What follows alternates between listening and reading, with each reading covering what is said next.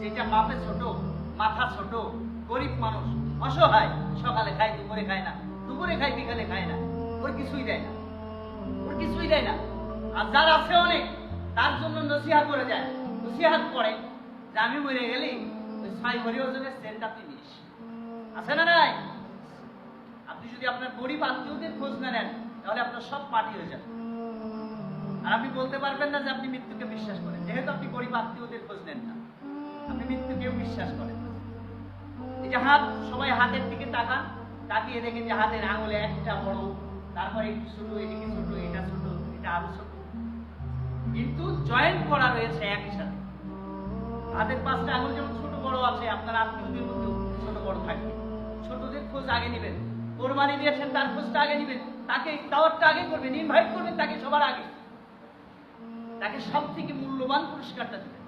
আমাদের সমাজে এটা নাই, এটা নাই।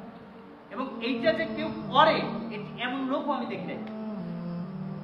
ছোট আত্মীয়টাকে বেশি খোঁজ নেয় এবং তার কেয়ার নেয় বেশি, তার যত্ন নেয় বেশি, তাকে বেশি দামি উপহার দেয়। এটা এরকম কেউ করে, এটা আমি দেখি নাই।